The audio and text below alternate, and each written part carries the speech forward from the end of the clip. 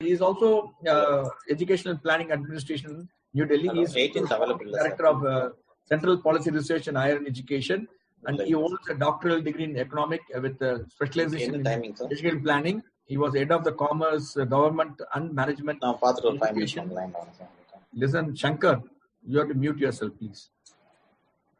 He had been closely associated with the educational planning at the federal and decentralized levels and with design and development external funded. We are singularly very happy today to have with him because he got total insights about this policy, because he is one of the person who was closely began putting together and releasing it. And warm welcome to you, Mr. Varghese. Now we request you please deliver the keynote address. Over to you, Dr. Varghese. Thank you. Thank you, sir. Thank you very much. Thank you, Captain Vijay Kumar, my friend and highly distinguished Professor L.S. Ganesh, and Madam Chitra Gurumurthy, and Professor Rishikesh, and Dr. Gayatri Deepak, and also my dear participants. It gives me immense pleasure to be here, and I feel honored and privileged to have been invited to participate in this seminar or in this webinar. Nowadays, we don't call seminar, it's only webinars, thanks to the COVID situation. I think, friends, Professor Ganesh has given us very clear directions and roadmap for the next 1 hour, 40 minutes or 45 minutes, how we'll be moving. I am given 20 to 25 minutes. Professor Ganesh, I assure you that I will not exceed that time, Friends, the focus is on school education. That is what I was told. Let me start by before getting into some of the specific issues, let me start by saying that one of the qualities of this education policy is that it considers education as a good thing and education as a good thing for everybody. Now, individual learning is good, but societal learning is an asset, not only for the individual, but also for the whole society. One person learning does not deprive of other persons from learning. And this is a source which never gets dried up. And therefore, education has a lot of changes and differences when we compare with other activities. Two important unique qualities of education which are to be noted are, one, you will find that when you are talking about education, it is very important to see that if you give this to somebody, you cannot take it back. It is not like giving a money or some 1 lakh rupees or 2 lakh rupees to somebody and take it back after 2 months or 3 months. If you give, you cannot take it back. The second dimension of the change is that you cannot inherit education because you have to acquire education. Even if your father is a very renowned professor, even if he's a Nobel laureate, does not necessarily mean that you inherit that education. There may be circumstances which will help you to acquire education, but that does not mean that you have to inherit. This point is very important because we are used to a system of society where privileges were inherited.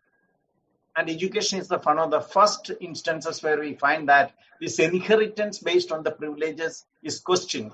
And the democratic principles of inheritance rather than based on the wealth that we possess or the resources that we possess that need to be looked into. And it is very important to note that, the 20th century, one of the unique features of 20th century is that people live longer. A second quality associated with that, people spend longer period of time in schools and universities and colleges in the educational institutions. These two qualities make higher education and school education, the demand for school education and higher education very important and a growing demand, Today, primary education may be a contracting sector, perhaps in Kerala, Karnataka, and some of the states in India. But in general, if you come to the northern part of India, you find that it's an expanding sector. And higher education is an expanding sector everywhere. So therefore, you find that the point that I am trying to make is that the demand for higher education is an unending demand. It's a continuous demand that continues to expand. Although we may find that the type of education that we get, the type of skills that we promote, and the type of employment that we are getting oriented to vary substantially, not only earlier, but even now. And it's a changing dimension that we are talking about. One of the unique features of this policy is that in 1968 education policy, the first one we had after independence, one of the unique features was that we talked about a uniform pattern, a comparable pattern of 10 plus 2 plus 3 system. And we continued with this policy or this pattern for the next 52 years. After 50 years today, when we are talking about a new policy, new education policy of 2020, we are talking about a new pattern of education, 5 plus 3 plus 3 plus 4 system of education. It's a substantial difference that you are talking about. When I say that, this underlines the fact that learning is good and it should start early and we should live longer in the educational system.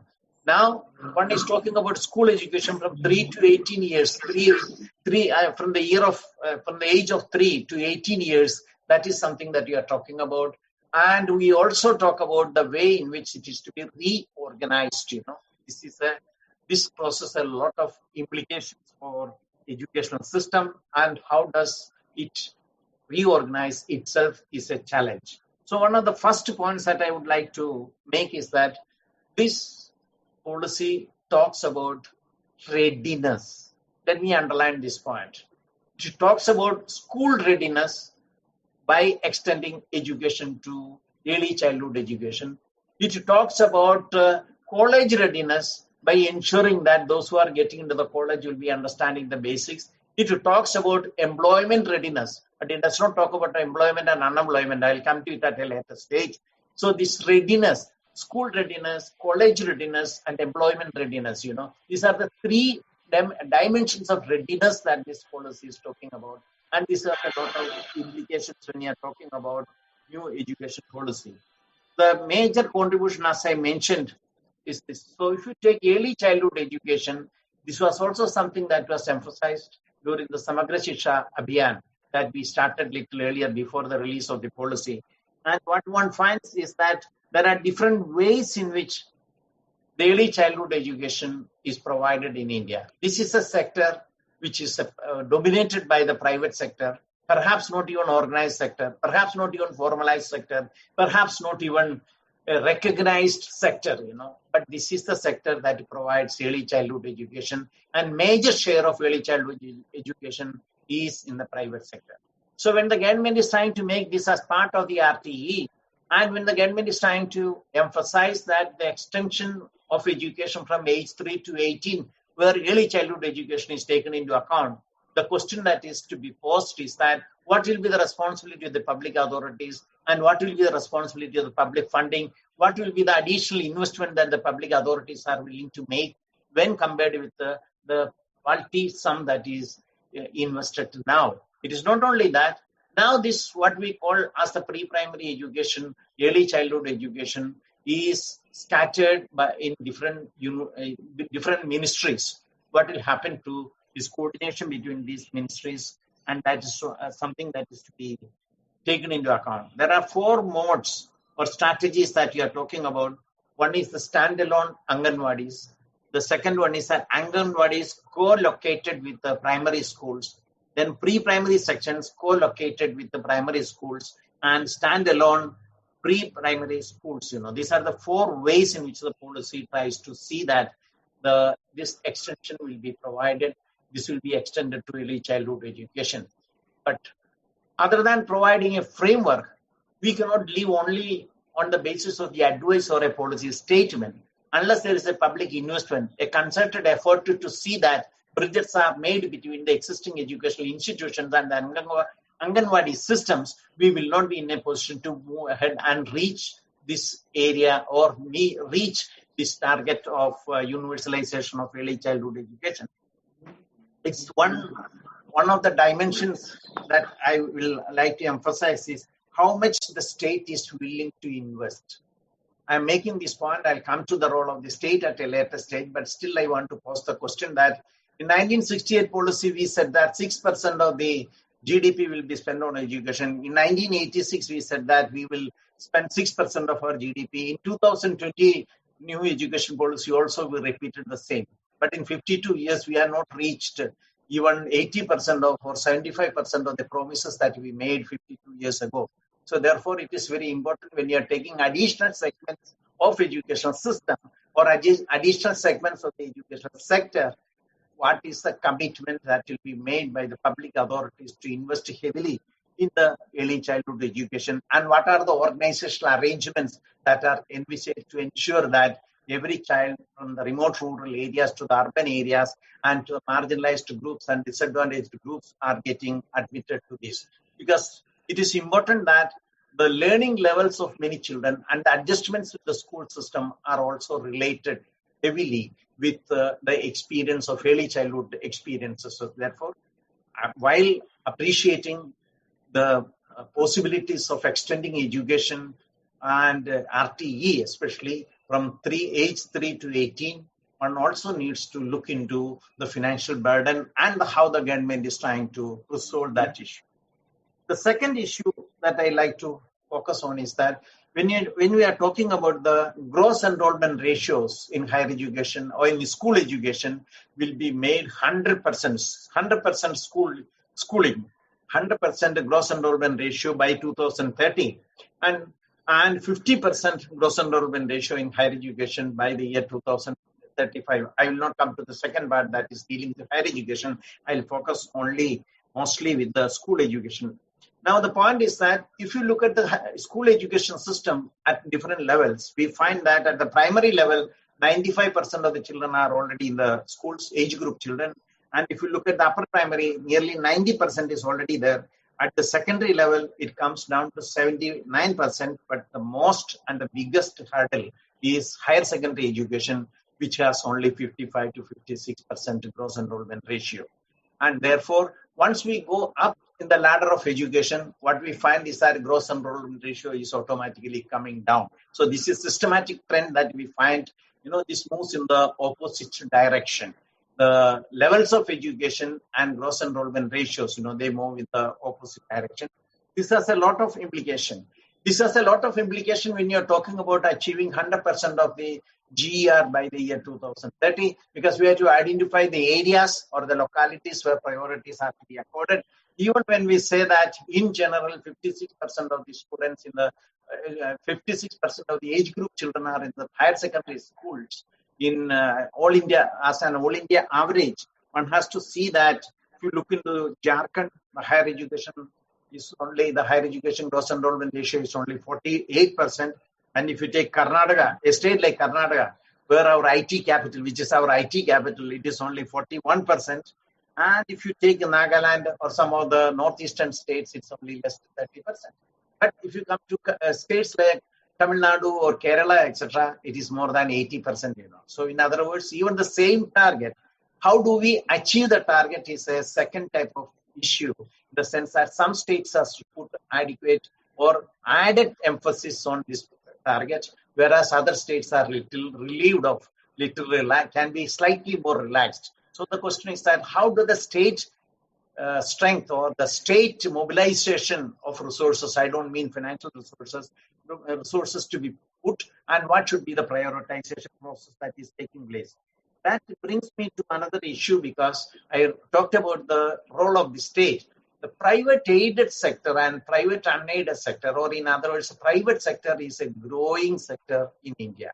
Whereas you find that in the public sector, there is a decline in enrollment, especially at the primary level and upper primary level.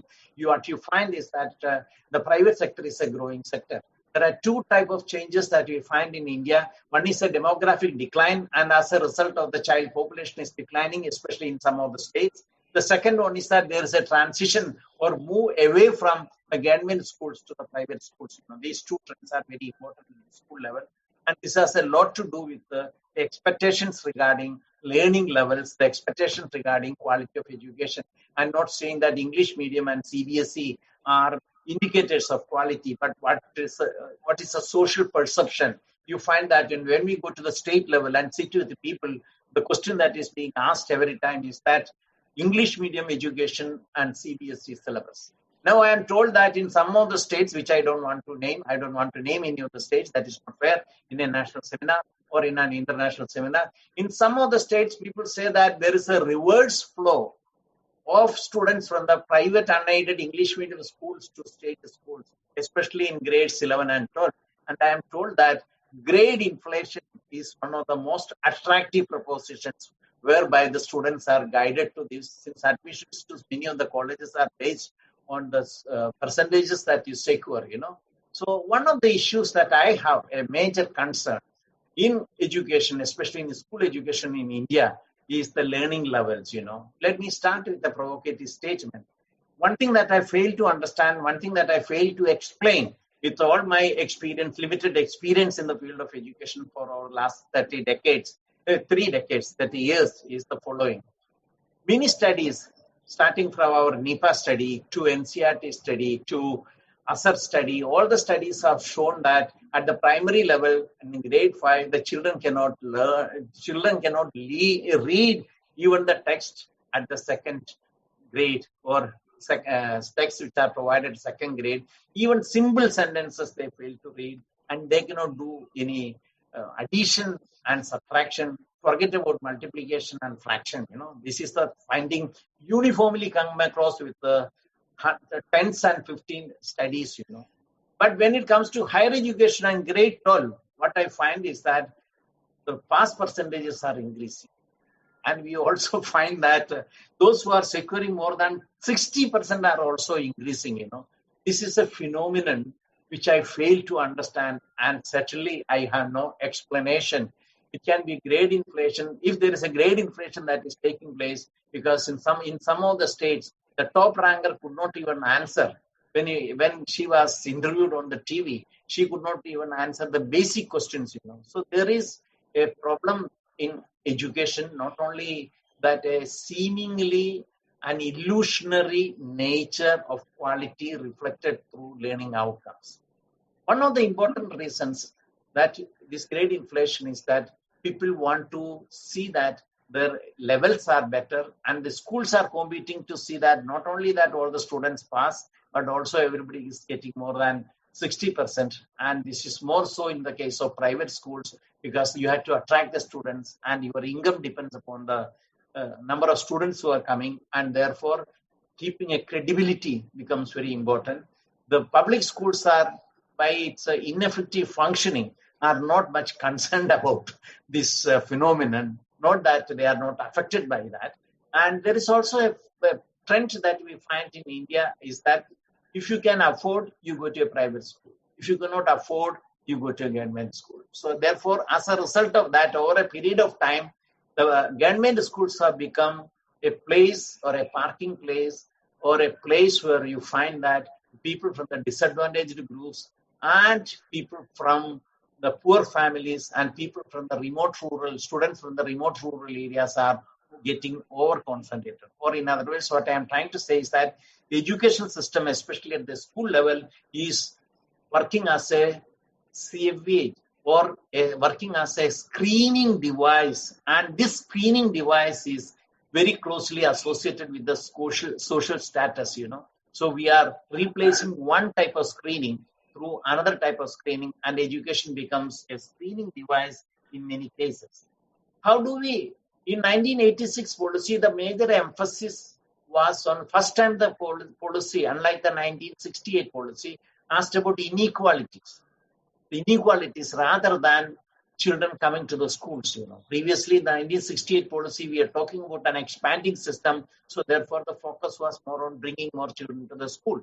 But in 1986 policy, it was realized that certain regions, certain localities, and certain social groups are getting undue benefit and at the cost of others, and therefore there is a different policy. But the basic difference between 1986 policy and NEP 2020 is that at that time we were talking about inequalities in access to schools, inequalities in access to higher education. But today we are talking about inequalities after you get into the school system. Or in other words, the variations are much more among the children who are inside the system rather than those children who are outside the system and inside the system. Somebody sarcastically remarks that if children are not learning what they are supposed to learn, what is the difference between those who did not go to the school and those who went to the school? And in the schools where you find that the schools which are well managed, whether it is private or public sector, what you find is that they are doing much better. One of the issues that concerns all of us is that, when we visit primary schools, when we visit schools and ask the teachers, etc., what is the learning objective that you're trying to maximize? Perhaps that is the place where there is a lack of focus that is very important to notice. So, for example, you find that in 1990s, we had what is called as a minimum levels of learning. And district primary education program in 1994 and 95, first time introduced a target, learning achievement target as a planning target in India. And a 25% increment in the learning levels. This was something which was very, very important. And you find that this had a lot of implication to refocus on levels of learning. That is very important. So, friends, the conclusion from this part that I want to draw is that 20th century is that most countries have universalized schooling, but they have failed to universalize learning. So, the challenge is that how do we move from universalized school system to a system of universalized learning? That becomes a very important dimension of the growth that you're talking about. Now, let me take you to another dimension that, now we talk about standard setting in education. And that is another way of looking at education, so that the education that is received is assessed on a realistic ground, which are comparable with the education that is received from other places. Now, what you find is that education standards received is referring to descriptions of what students should know. That means the content and standards. And what students will be able to do, the performance standards. That means educational standards look into two dimensions. One, the content standards, and the second one, the performance standards. How do we make assessment? The new policy that is very important from that point of view about the new assessment mechanisms that it is talking about and new arrangements for accreditation that it is talking about. And one of the important dimensions of the change that you're talking about is that in India, we used to have component-wise analysis or component-wise contribution or component-wise encouragement for improving quality. That means first we said that the students are not learning because teachers are not trained. Then all the teachers were trained, but what we find is that the students are not still learning. Then we said that schools are not equipped well with learning materials. Then we tried to do through the Operation Blackboard strategy to create facilities within the classrooms, but the children are not learning. Then we said that they do not have textbooks, so we introduced textbooks, uniforms, etc. So crores and crores of rupees are invested in the different components, but we see that what is constant in Indian education is that students are not learning. And what is variable in Indian education is that, we are investing crores and crores of rupees on certain selected components. We fail to look at school as an unit. We fail to look into different dimensions of school and its functioning. Not only the teachers, but also the head teachers, but also the students, We fail to look into that. Similarly, we fail to see that we have seen always that classroom is a homogeneous unit. And when we get into the classroom, especially in the remote areas, in the rural areas, what we find is that the children are very different. The student diversity that we find even in the small schools, is substantial. So therefore, we find that seeing classroom as a uniform arrangement or a homogeneous unit, or seeing components rather than school as a complete entity is something very difficult for us to understand and very difficult for us to change unless we understand this change. So my important point is that we should see that classrooms are not homogeneous units. Two, the schools are not to be seen as separate entities, but we should see that schools as a unit. And that is the place where we need to give a lot of autonomy to our school heads or school principals or somebody who is the head of the institution, So leadership is an influence. And the basic difference between an influence or a leadership and a teacher is that the teacher is directly involved with the teaching learning processes. but a head teacher or a principal of a school is not directly involved with the teaching learning processes. He or she is an influence whereby others are improving or increasing their operational efficiency, maximizing their outcome and maximizing their outputs. Therefore, it is very important to see that how do we see schools as a unit. Now, many schools in the remote rural areas, we have around 28,000 schools where the total strength is 30, student strength is 30, and there are only 2 teachers. What type of management mechanisms, what type of innovations that we talk about in these places, where even the language of instruction is very difficult for the children to follow. And under such circumstances, it is very important to see that what are the specific programs and what are the specific measures that we adopt at the school level. The school complex idea that is again talked about in the policy is one such effort to see that around 5 to 10 schools within the distance of 5 to 10 kilometers will be seen, and this will give more resources, not only financial resources, but also teacher resources, etc.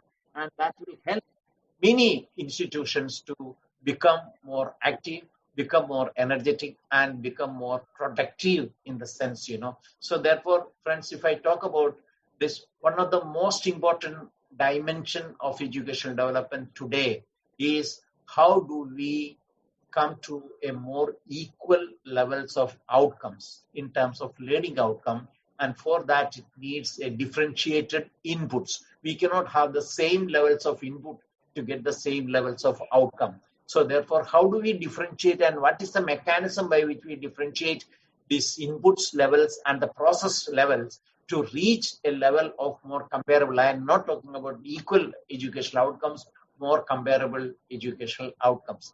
Friends, let me end with a famous speech that was made by Barack Obama when he was not a president. One of his beginning speeches in 2004, when he was addressing the Democratic National Conference, he said that, what does America mean to people who are from the deprived groups, who are from the black background or Hispanic background or Asian background? He said that the skinny boy with a funny name feels that he has a place in this country.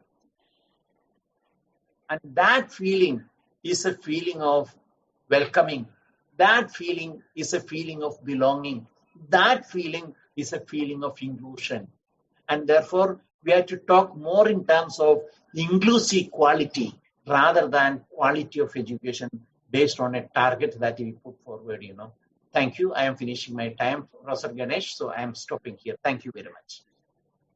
Dr. Ganesh, you have some questions for the Dr. Varghese? Because we have allotted some time after the panel discussion, again for Professor Varghese, if you notice.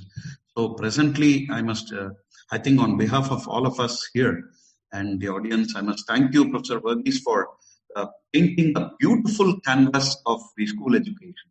And you touched upon some very interesting points, from the structure of the system to the resources that are needed for the system, the characteristics of the system, some very big challenges that are along the way. But you also ended beautifully by that quote, because I would say it was a message of hope that you have shared, And ultimately, human beings live on hope and faith. And hopefully we will transform that hope and faith into smart work and hard work also. So I will revert back to you, come back to you, Varghese. I mean, you have the schedule already, which we have shared. So we would like to have your comments at the end of the panel discussion. So we will proceed with the panel discussion now. I think Dr. Varghese will be here and he will join us. I'm sure he will be as eager as everybody here to listen to the panelists. Yeah. I also want to learn from others, so I'll be here. Yes. Yeah, sure. Thank you, Dr. Ganesh. Thank you, Dr. Varghese. Your inspiring keynote address, thought-provoking insights really set the tone, as Dr. Ganesh has said. For the discussion come, we have outstanding panelists who are going to be discussing the most of the issues, what's happening today. Let me have the proud privilege of introducing the distinguished panelists for this evening. Let me start with Chitra Gurumurthy. Dr. Chitra Gurumurthy. Chitra Gurumurthy is Chitralekha Gurumurthy is an MSc in mathematics and MEd started her career as a teacher and retired as a joint commissioner. So she has seen every aspects of education, and she was a Kendriya Vidyalaya Sanketan, an autonomous organization of Ministry of Human Resource Development of Government of India, and she has been in the field for almost 33 years of service, including the tenure of Director Academic CBSE for 4 years. The CBSE experience established being at the looking after all the affairs of the school functioning, several policy decisions, giving exposure at a national and international level under a platform of different things really give us, and that insight is going to add tremendous value for the discussion this evening. Very warm welcome to Chitra Gurumurthy joining us from Cochin, and we are really looking forward to your insightful views on the new education policy. Let me have the privilege of also introducing Dr. Gayatri Deepak. Dr. Gayatri will be another distinguished panelist for this evening. Gayatri Deepak is educationalist committed to the best practices in education, who strive to enable schools to evolve into learning communities that foster excellence through individual and social changes. Gayatri also a doctoral degree in the field of curriculum and cognitive development. She also has a qualification from the University of Cambridge in teacher training in the executive coaching. And she is also very passionate about empowering educators to become effective practitioners and through thought leaders, and about empowering the children, teenagers, and young adults to realize the true potential to blossom into a responsible thinking, caring, and empathetic individual. Very warm welcome to Gayatri. I think we are also looking forward to a great insight, being a specialist in the field of private schools. Let me have the privilege of now welcoming Professor Rishikesh. Professor Rishikesh teaches in the School of Education, Ajim Premji University, and leads the Hub of Education Law Policy located at the university. His research interests are in the domains of educational policies, assessment, and teachers' education. Over the last couple of years, education policy related to issues has formed the core of Rishikesh's work, and is on various governmental advisory committees on issues concerning the education, particularly in his domicile state of Karnataka. And he is also very strong. He's also got a very strong view that the integration of sports into mainstream of education curriculum, particularly at school level, and hence is optimistic of the recent curriculum reformed by the CBSE, and has written about it, Teachers Plus magazine, and other number of issues. And he's also one of the total contributors to the new education policy, being one of the author in the committee which has really drafted the entire thing. Not the least, let me have the proud privilege of welcoming today our moderator for this evening, Dr. L.S. Ganesh. Dr. L.S. Ganesh for the audience of MMA doesn't need introduction. He's very, very popular with MMA members and people who are watching from this part of the country. Ganesh is a graduate in 1997, BE Honours from Mechanical Engineering from BITS Pilani and Rajasthan. He's also received his MTech in Maintenance Engineering and Management and Indian Institute of Technology, Madras. And his research work involved the application of time series forecasting model and system dynamics concept to educational planning in Tamil Nadu schools, and received his PhD. So there could not be a better person than Dr. Ganesh to moderate this one of the important aspects this evening. And since 1987, he's worked industrial engineering and management faculty, and we have been closely associated with Dr. Ganesh, being head of the Department of Management Studies and thing. And in addition to education, he is also a versatile singer, accomplished rock, blues star, and blues, and also jazz vocalist and rhythm guitarist, and he has won number of medals and awards. And he also strongly believes in meditation and philosophy, music, and dreaming. He also strongly believes that India and Indians have an exceptional capabilities that require well-directed and intensely focused organizational effort to enable them to fully follow the result in inspiring, fearless, and timeless achievement. And we have a very, very distinguished panelist and a great moderator. And also at the end of the session, Dr. Varghese also kindly joined us. Welcome again to each one of the panelists, and welcome to all the viewers watching this program live. And I know today we had only 100 capacity in our Zoom because our main Zoom got it got blocked. I know we had some serious issues, but all the viewers are joining us on other social media portals like YouTube, Facebook, and things. So there's no denial, there's no disappointment to anybody. So you can send your questions by WhatsApp, as I mentioned to you. Now I'll hand over the session to Dr. Ganesh to take it forward. Over to you, Dr. Ganesh. Thank you very much, Group Captain Vijay Kumar. Good evening, namaste, and vanakkam. I always believe that the five greeting is useful: the international, the national, and the local. Very happy to have been invited here. I'm grateful to MMA for having given this opportunity, and also to connect with the wonderful panelists and to Professor Verghese. Very often in my interactions with students, I'll just take a couple of minutes and then we will get on with the panel discussion. I've asked students the questions, do you want India to be a prosperous country? Often the answer is yes. Nobody says no, obviously. Do you want India to be a progressive country? Again, the answer is a loud yes. And I ask, do you want India to be a peaceful country? A very big yes. Then I tell them logically, this is very difficult to achieve. The status of being a prosperous country, a progressive country, and a peaceful country is extremely difficult to achieve if India is not a powerful country. So it's very, very critical for us to look at that aspect. When I say power, I mean dharmic power. That's something that our traditions have placed us on. It has nothing to do with religion. It has everything to do with our status as human beings, as thinking human beings, as compassionate human beings, and people who look forward to certain truths of life. I start from the big picture. Education, as we all know, leads to two broad outcomes. One is competence, which comprises knowledge and skills. One has to do with the mind, the other has to do with the combination of the mind and the body. You have mental skills and physical skills. The second component, which is very critical in my opinion, is character, which consists of values, morals, habits, and revealed behavior, and so on.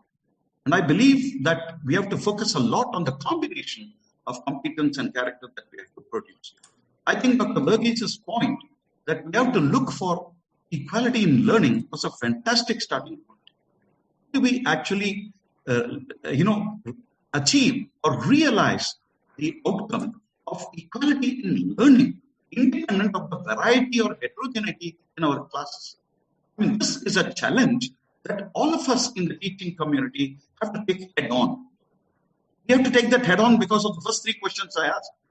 Do you want India to be a prosperous country, a progressive country, and a peaceful country, and a powerful country? Let us not forget for a moment that the foundation is laid even as early as the preschooling stage, which Dr. Verghese started off with Anganwadis and the preschooling stage. The foundations are laid there. I'm sure all of us with small children in our families are engaged in our own challenges of building character in those children. Because ultimately, the dynamic of character and learning can be a very, very strong dynamic. And if you're able to strike it rich, I think we will do very well.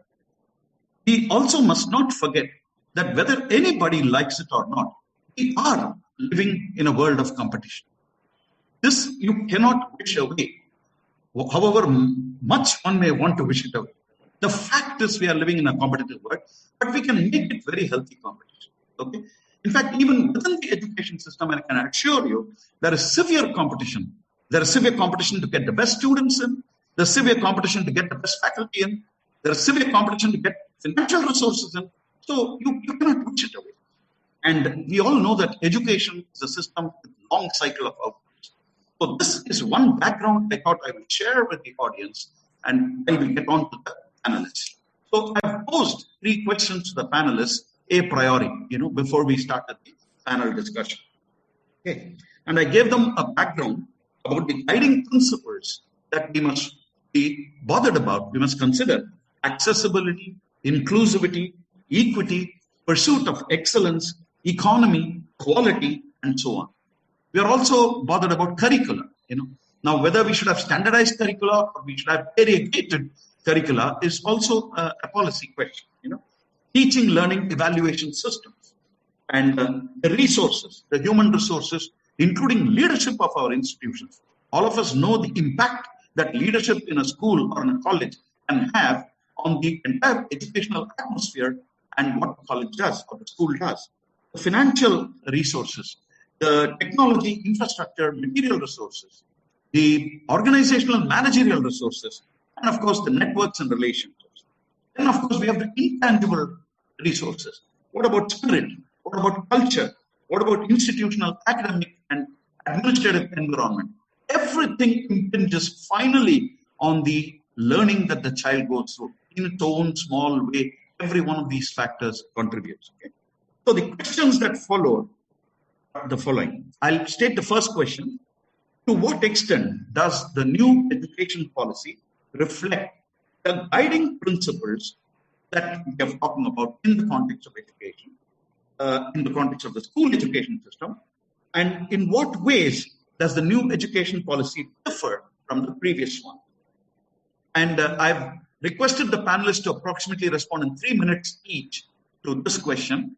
Fortunately, Professor Verghese' keynote address touched upon the difference between 1968 and 1986 and this policy, but that can be a very good platform for us to take off on. Okay, so please I'm just taking turns and we'll run the 3 questions with, we have 3 panelists, let's call them A, B, C. So I'll start with A, B, C, and go BAC and then CAB, something like that, So we'll shift the order. Okay?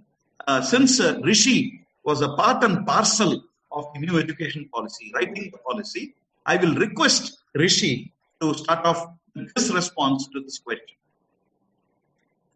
Thank you. Rishi, you have 3 minutes. Yeah. Okay. Thank you so much, Professor Ganesh. Good evening to everyone. Dr. Verghese, Group Captain Vijay Kumar, everyone else at MMA, and my co-panelists, Mrs. Chitra and Dr. Gayatri. So with regard to this particular question Professor Ganesh has posed, when we look at as to what is it that the NEP 2020 is addressing, it would be very useful for us to reflect back upon what Dr. Verghese presented to us in his keynote address. He put out the key issues that we've had with regard to our education ecosystem.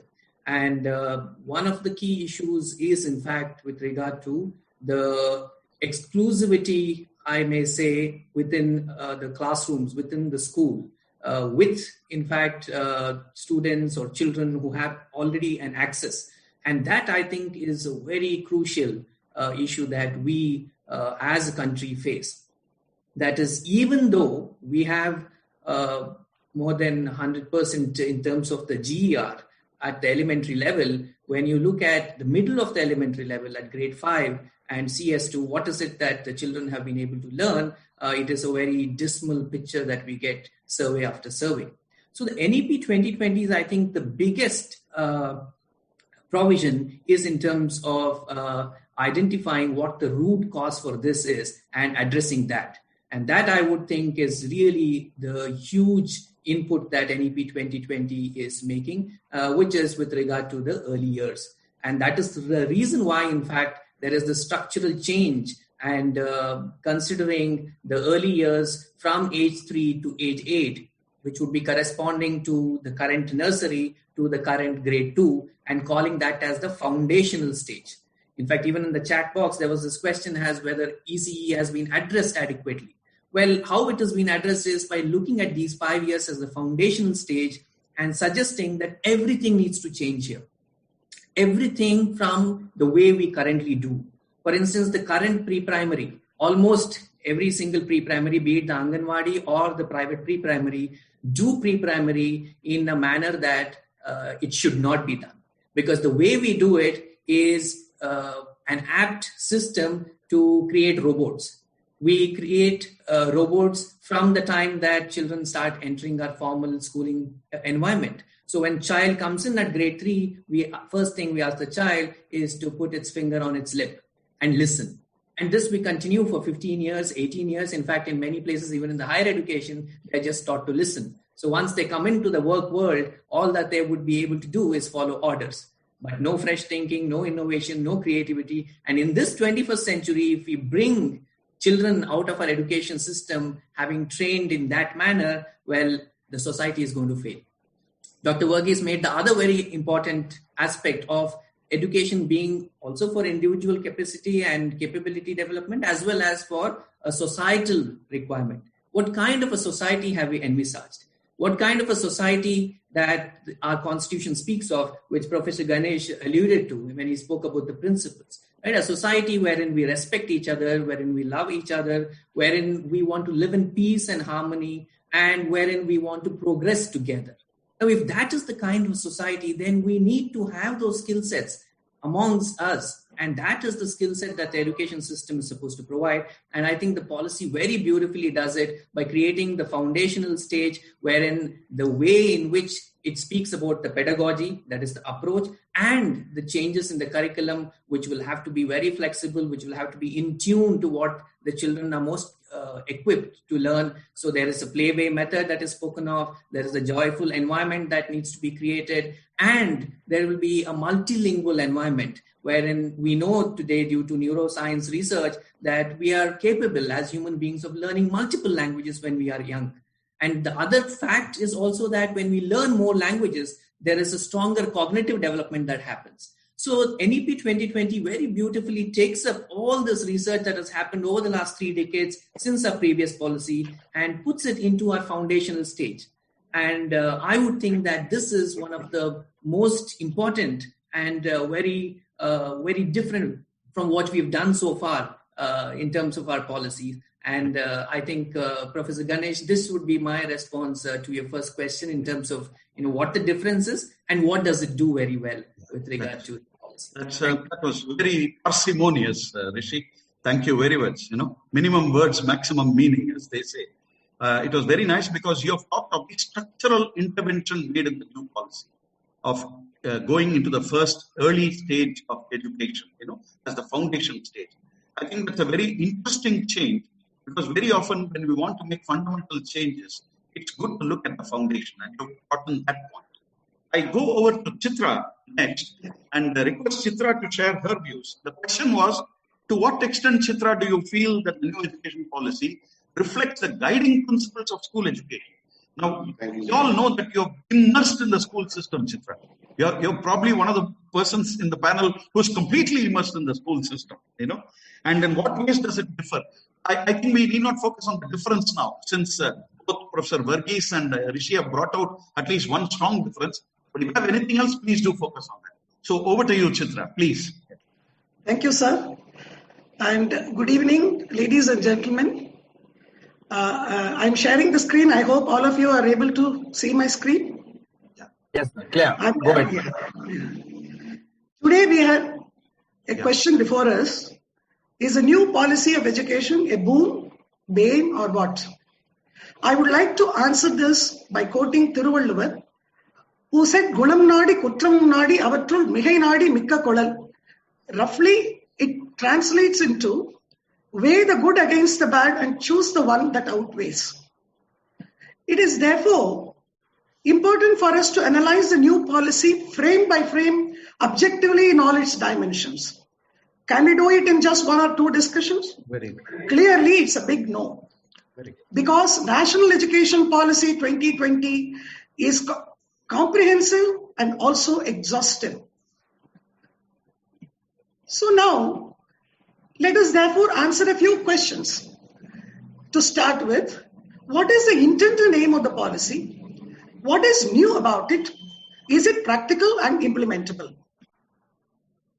What I feel, just as each child is important to a parent, so is each learner to a teacher and each citizen to the country. Without a doubt, don't we all know that education refines and improves performance? The intent and aim of any educational policy should be therefore all-inclusive with respect to access, achievement, creating optimal human resources that could contribute to national development and progress in the global scenario.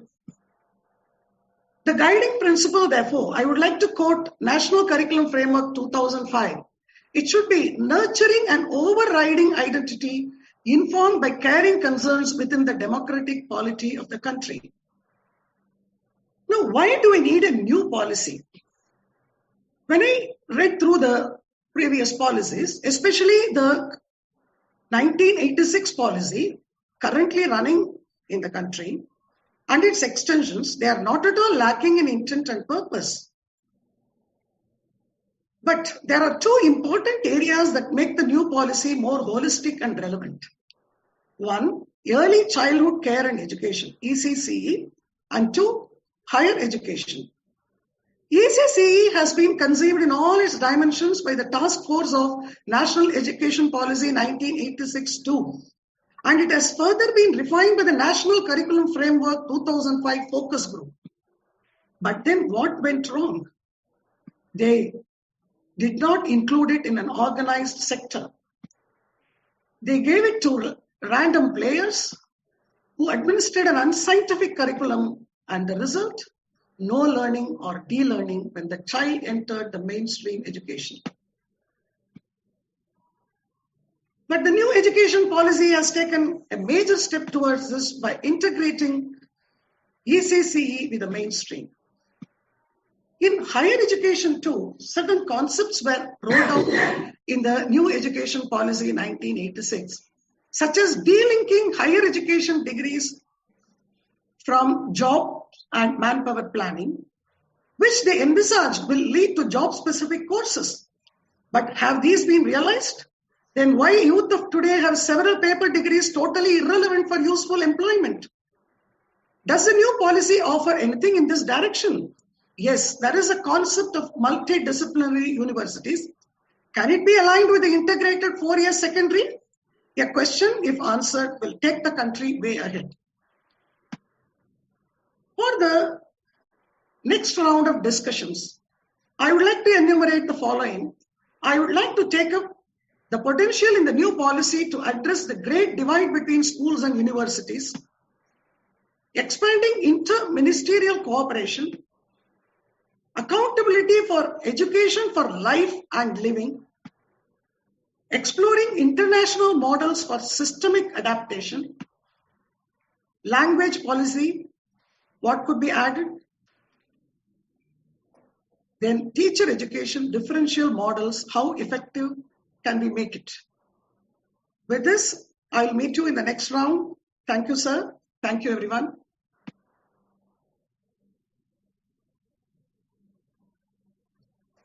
Close the screen share. Thank you. Sorry, I'm very sorry that went on mute.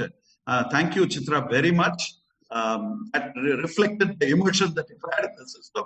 It was wonderfully done because you struck on specific challenges, and particularly you also alluded to this integration of the early childhood care and education, and also tried to link the higher education. The last slide was brilliant, because you looked at the whole thing from a systemic angle as to what should be done outside the schooling system to have meaning in the schooling system. Thank you very much. And obviously, we look forward to more inputs. I'm also very happy that you focused again on the early childhood care and education aspect, which both Professor Verghese and Professor Rishikesh had also touched upon. So there seems to be something interesting in that space. I'm sure a lot of questions will come from the audience about that space, because it is definitely new. So, Gayatri, I would like you to answer that question. To what extent does the new education policy reflect the guiding principles in the specific context of the school education system? Yeah. Over to you, Gayatri. Mike. Yeah. Gayatri, your mic. Unmute yourself, madam. Yeah. Very good evening to everybody here, including the distinguished panelists and the chief guest and all our guests over here who are attending. Thank you very much for this opportunity to share. I am screen sharing. I hope that's visible, and I'm going to... Is my screen visible? Yes. Right. Okay. Already much has been said about what are the major changes between the last policy and this one, and why the changes have happened as well. So one very important point, which actually did come about from Dr. Verghese, was the focus right now has shifted from not just enrolling students, but actually to ensure equity and access. And an excellent point was about not just looking at quality of education, but the inclusive quality of education. Absolutely wonderful. And I would say that the inclusion is not just about including students of different diverse needs and diverse abilities and competencies, but I think this policy has also looked into including schools which are very, very diverse, including the top private schools, the government schools, as well as schools which are the affordable private school sector. I think the school has touched upon every kind of school as well, though you wouldn't actually see it in explicit terms, but if you read between the lines, I think that is evident. So I do look at a couple of, I would say, let's say 3-4 running themes right through the policy. One, I would say, is flexibility. The other, I would actually say, is choice. A lot of importance given to student choice and the multidisciplinary nature of education. So one other thing that I would like to emphasize is, like what the other panelists also mentioned, though it starts from the foundation stage, putting emphasis on the foundation stage, so that we actually catch the young minds early, it also dovetails very smoothly right up to university level. And we do have these running themes right through. So I think that's been beautifully laid out. So it's not talking just about getting children in. It's not just talking about how do we get the weakest section of the population socioeconomically disadvantaged in, but it's also talking about how do we ensure quality, not just at school, but right through. So it also talks about a holistic curriculum, about catering to the holistic development of a child, about all the emotional, social, cognitive needs of a child, as well as values and ethics. So I think that's very important. It has touched upon culture, language, as Professor Rishi mentioned earlier. It's about experiential learning. It's about immersive learning. I think that is a very important theme that we can see right through, and the importance given to the vocational stream of education as well, so that the purpose for which people enter is to actually make them skills ready. Professor Verghese earlier talked about readiness. I think that's another running theme right through. So I think that it has actually touched upon these themes and carried that right through. That's a very unique feature of this policy. I think we can just focus on a few things which, as an end user, I would call myself an end user. I'm not in the government, not a policymaker, obviously, but very much an end user working with schools and trying to enable change and enable positive change. So yes, there are some of these changes that did appeal to me. One of the important changes which the other speakers touched on was the change to the format itself, which again, it's not just for namesake that it's been changed. If you read the policy, it actually refers to the different pedagogy styles that should be used, the learning styles that should be used in each stage, and the kind of subjects that can be introduced, the kind of learning and the teaching that can be done at every stage. And yes, one important change is that the curriculum has become, it will become conceptual, it will be competency-based, and therefore we look at performance standards. And yes, hopefully when we implement, that's going to be contextualized. The policy does allow also for contextualization. You can see this on the slide, like the importance given to vocational education right from grade 6 to 8. No hard separation. This is a very key point which we can touch upon later, I'm sure, in the discussion. No hard separation of curricular, co-curricular, extracurricular, vocational subjects, even flexibility in board exams, which I think is a splendid point that's been made.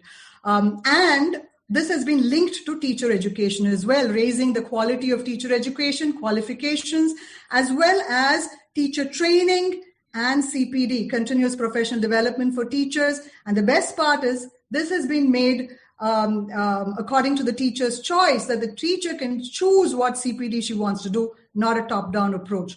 I think all these are absolutely splendid points that have emerged, and I would say these are key differences as well. Thank you. Yeah, thank you, Gayatri. That was very comprehensive. You touched on various aspects, but I would say that's a single strong message that you've sent us, a very good integration of the system right from the pre-primary stage across. That was a wonderful point. And they have integrated it structurally in terms of the contents of the curricula and many other aspects. Of course, there is one question that will obviously arise in the minds of many people in the audience and even others connected. If such a transformation is expected of the system, including the structural transformation, what are the implications for transforming teachers? This is going to be a massive challenge, transforming teachers across the system.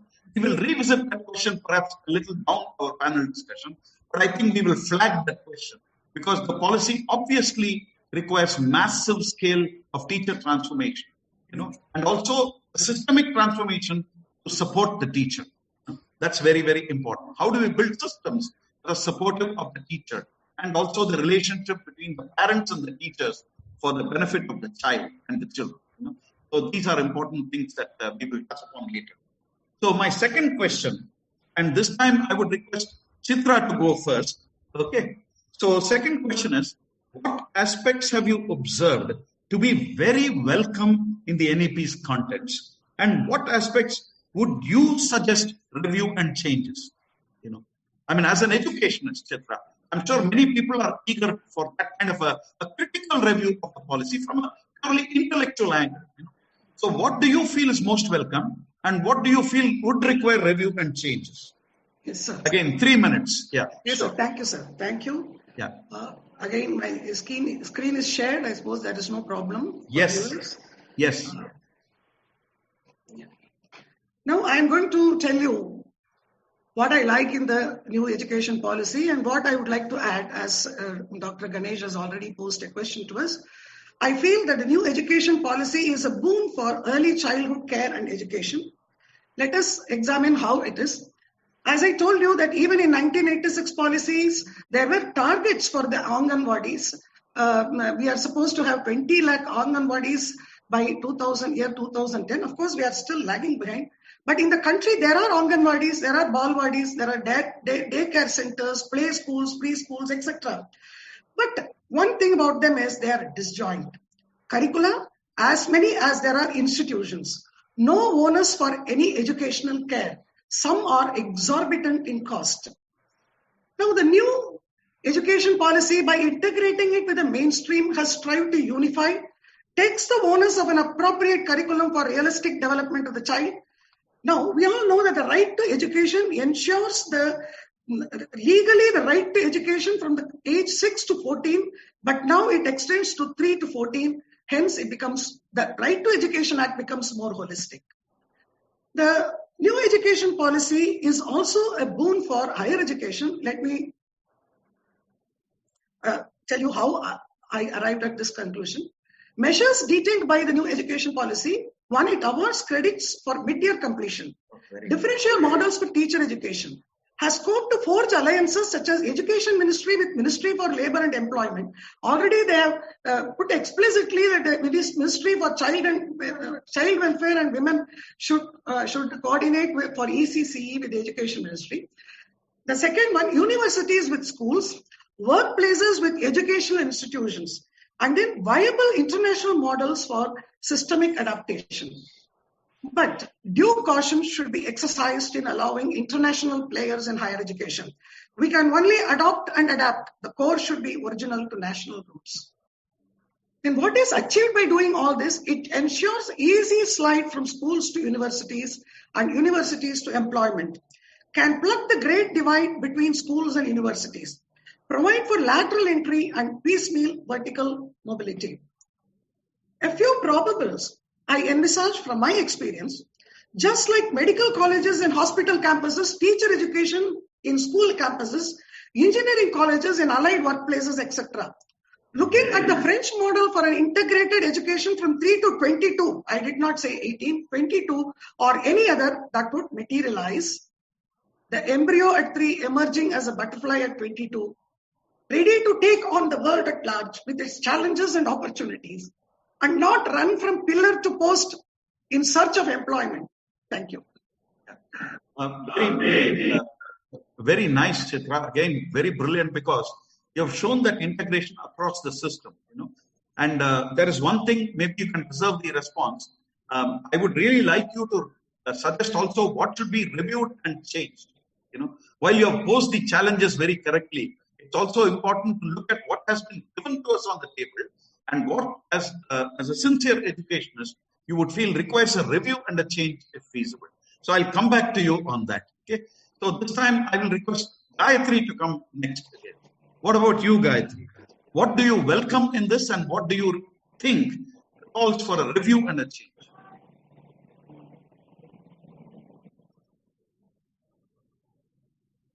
Gayatri, Mike. Yeah. Right. I think there are a number of welcome changes.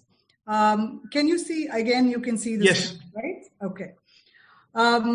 There are, I think one good thing is about the 360-degree descriptive report card, which has been suggested, because if you're going to report in a 360-degree way, that means you need to actually align with the teaching learning methods and also the learning objectives, like Professor Varghese did point out earlier.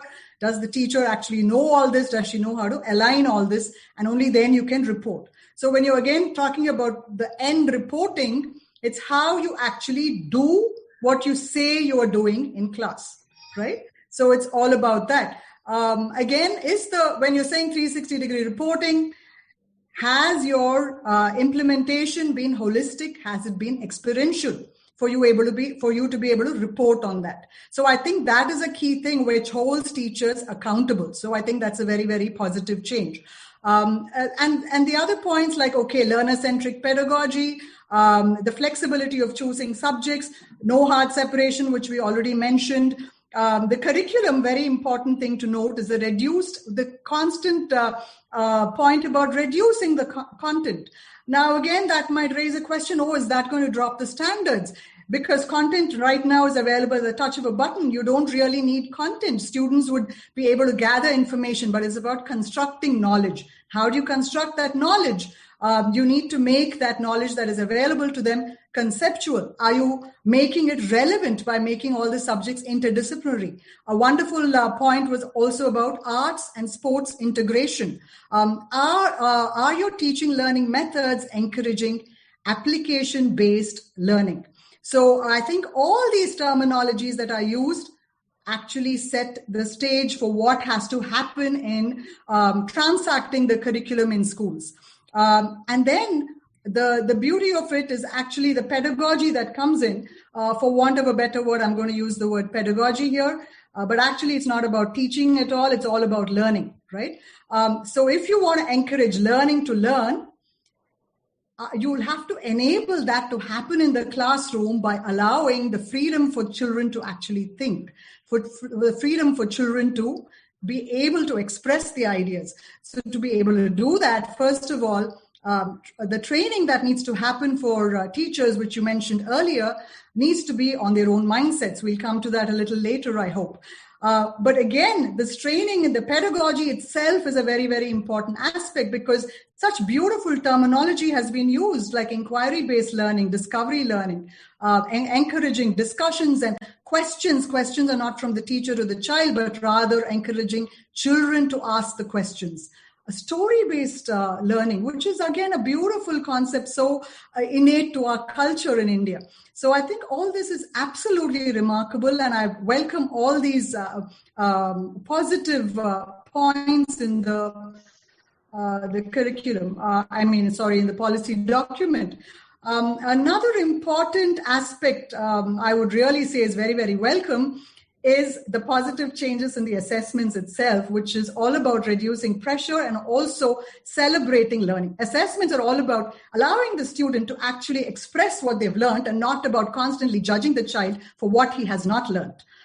So again, these are about assessments being actually authentic assessments, also based on learning outcomes, both within the school as well as whether it is board exams. A quality measure that has been put in is about end of year assessments or exams in grades 3, 5, and 8 as well, which is to monitor the schooling system to see how effective that is rather than judging the students on their performance. Yes, the introduction of Parak is another very welcome measure. The most important thing I would say, which is about reducing stress, is about the NTA offering high quality common entrance exams to universities in all subjects and not just for professional colleges. I think that's a very welcome change. And look at these changes in the board exam itself. Again, I would say we are drawing a lot of parallels with international boards of education, as well as university systems in entry into university in countries which are very developed, like the UK, US, or perhaps in other European countries. Very welcome changes. It's all about how do parents and society, how they're really going to understand this, and it's up to us to actually create that awareness. So it's about reducing content, not relying on rote learning, changing the structure of the exam itself, making it 2 parts, objective and descriptive. You would find this in IGCSE exams. This is how it usually is. And in fact, in the IB board or in the Cambridge board, you would also find that students can take subjects at a higher and a lower level. And the best part is also that they can take it twice now. If they take it twice, it's actually best of the 2 exams that their final score is going to be based on. So I think that's, again, putting the onus for learning onto the student. It's not, okay, this is one exam and you have to perform, but rather, okay, there's a chance to improve yourself. And it's not about these compartment exams either. It's an honest, genuine chance given to the learner to prove themselves. I think all these, again, are very, very welcome, positive points over there. Yeah. So I think I will stop here with what are the points that I really do think are very, very positive and welcome. And which. Now, Gayatri, the other one, what do you think would call for a review from an intellectual? Sorry, could you? What are the what aspects of the NEP, in your opinion, deserve a review and a change? Right, okay. You did mention earlier, Dr. Ganesh, that yes, this is a competitive world. I totally agree with that. But then you also mentioned it has to be healthy competition. Yes. We have to reflect as individuals, as parents, as teachers, are we really fostering healthy competition in our society? So while the policy does say so much about reducing the stress, I do find at some points there is a dichotomy within that, and it's kind of reverting back because I've seen this in action in schools and in some of the best schools. Even if the school doesn't want to open up the thing for Olympiads, I think here they're talking about national Olympiads. We shouldn't forget there are a number of private players. In fact, there are private players which give awards to principals. Right, to principals for enrolling their students in Olympiads. And sometimes the pressure comes from the parents. When I do request the school and say, please do not open up so many Olympiads, there are parents who do come back and ask, we want them. Right. So, and this has happened. So again, it's all saying, okay, can my child perform? Why should the child constantly dance to our tunes and actually show what he's capable of in terms of writing exams is something which I feel we do really need to reflect on. When the policy is talking so much about reducing pressure, I do think this is at dichotomy with that. And I do think coaching centers will flourish for this. And therefore, and you also see that point where this is linked to entrance into universities, where premier institutions like IITs and NITs would be encouraged to use merit-based results from national, international Olympiads. So when you're talking about the NTA giving, I don't understand this in entirety. So I'm just looking at it as a point which is given. And yes, if somebody else from the panel can throw light on it, to say, okay, from what I see, I think this is going to lead to, while one side you're reducing pressure, the other side, I think it's actually adding to it in a different way. It's just a backdoor entry for pressure, again, to be placed on students. And teachers will teach to the test. Okay, you say that you're reducing content in exams. These tests matter more, and teachers are going to teach to the test again. This is my fear, although the tests might be themselves very, very, very conceptual-based, competency-based, or whatever. Still, it is possible to teach to the test. It's still possible to coach students intensively for it, and again, increase the pressure on them. This is my humble opinion in this regard. Exams at the end of grade 3, 5, and 8, very, very well intentioned. But again, I have even people from the lower socioeconomic status already questioning and asking me, Madam, why is this being allowed? My child, I would like the child to be happy going to school. Now the pressure is going to be on the child is what they, again, for a school to show that it's doing well, they're going to pressurize the child perhaps. So I think these are genuine concerns. So I would say these could be reviewed and looked into. Because when we come to implementation, how is it going to be implemented? How is it going to work in reality is something which we need to actually check, even though it is well-intentioned. Thanks, guys. Thank you very much. So, same question, Rishi. Thank you, sir.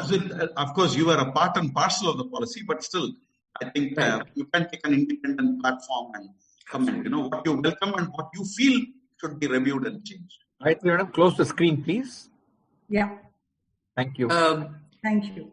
Yes. So, Professor Ganesh, allow me to also talk about a few things to add to what Mrs. Chitra and Dr. Gayatri spoke about, what's welcome.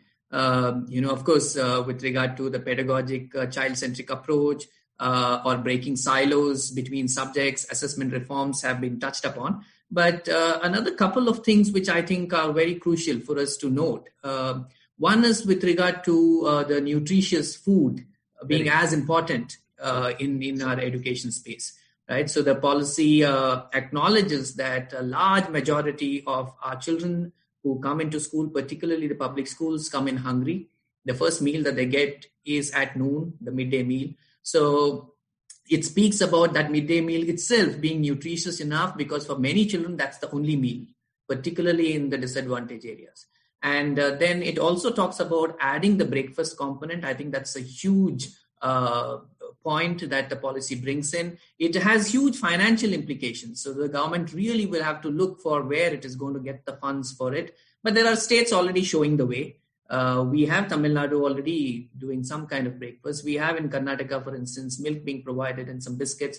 We have Delhi wherein a breakfast component already is there. So we have states which have shown the way. I think it needs far more central allocation so that there are states which do it in a genuine way, because it is absolutely unimaginable that we have children coming in at 8:30 sitting and hungry till the midday meal. So that I think is a very welcome one, and we need to take it seriously and need to work on that. The second very welcome point I would say is the focus on strengthening the public education system. I mean, we all know that there is no society in this world which has developed and matured without public education system. So strengthening public education system is the right focus. The policy has made a choice here. There are lobbies which are pushing for vouchers, school choice, and a variety of other, I would say, middle class thinking, because we in the middle class have this fanciful ideas of giving vouchers so that they all can go to the private schools, without realizing that more than 90% of the private schools are these low fee private schools, which we have no idea of. They run out of terraces, rented buildings without playgrounds, right? So that is the private school wherein most children getting out of the government school go to. They don't go to these elite or the missionary schools which have a certain quality. So the strengthening of public education system, and once again saying a minimum of 6% of the GDP, I think is a very important provision. As Dr. Verghese was saying, we've been talking about 6% since 66. So, but then, are we going to walk the talk? But well, at least the policy says that we need minimum of 6%. In fact, a draft policy said we should look at enhancing the current 10% of the government expenditure to 20% over a period of 10 years. It took a very pragmatic position there. So anyway, this whole focus on the requirement of finances to improving quality is another very important provision. The third one I would talk about is the school complexes. Dr. Verghese again alluded to it, and that's a very, very crucial one, particularly for our education ecosystem. Currently we have schools which have emptied out also because of lesser population in some places, wherein we have about 20 children, in some places even 10 children across 5 grades, sometimes across 8 grades, just about 20, 25 children. Now, even law, which is the right to education, provides for only 2 teachers. So, you should not have single teacher schools, but then in a school which has children across 5 classes, but only 20, even the law says 2 teachers, because that is what is affordable. You can't have 5 teachers for 20 children. It is unaffordable, even probably in rich countries, right? So now what do we do with this? Of course, there are some states which have taken this position or a stand that we will shut down these schools. We will get these children to move to a closer school which has more children. Now, that's not really a decision which is inclusive, because you're asking those children to move out of the villages and go somewhere else. And it's fine if you are asking that of a middle school child. But then what about a young primary school child who's just come into the first grade? Right? So that is where the school complex idea comes in, that there have to be these complexes which are very large.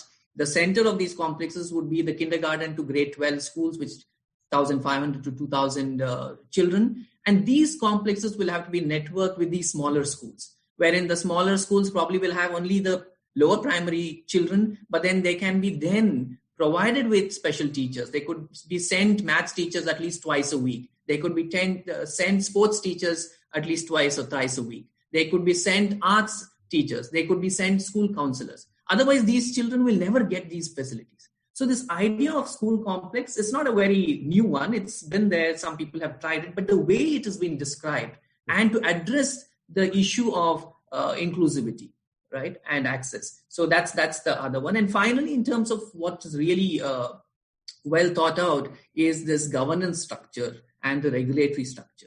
One of the reasons why our public education system has fallen apart is this overlapping of jurisdiction and the roles within the system. We have the block education officer who's supposed to be the owner of the public schools, also vested with regulating the private schools. Now, all his focus and concentration is in regulating the private schools, in many cases not even allowing the good private schools to perform well, right? But at the same time, where not-for-profit education should have been the basic principle, we have commercialization of education. So the BEO has neither done that regulating well, and nor has the public education system flourished. So that is what really the policy is saying, that please let's separate this. Let the Department of Education be concerned with improving the quality of the public education system. That has to be their job. They need to own that. And the accountability of public education system rests with the education department.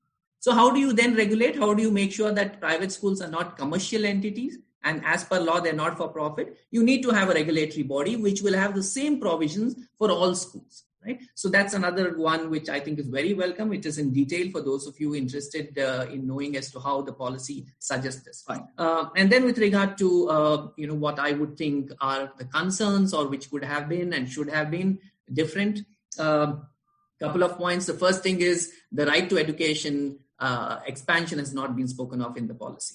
The draft policy recommended it, but the policy is silent about it. So I think that is something that the policy needs to bring in through some kind of a change later on during the review. Right to education should expand both ways. Currently it's 6 to 14. It should move below to grade 3, and then it should move about to grade 18. And when we talk of right to education, for most people, they think only of the 12(1)(c) provision, which is 25% admission into private schools. Well, we have 33 other provisions. So that's not the provision that we need to be focusing on. It is basically ensuring that there is free and compulsory high quality education available for every single child between 3 to 18. And that I think has to be legalized. Currently, I think they've shied away from doing that given the economic turmoil that we are in. But hopefully when finances improve, we need to expand right to education. The other thing which I think it should have come into the policy is this clarion call for the no detention policy. It has been reviewed and I think RT has been amended. The states have been allowed to decide whether they can fail a child.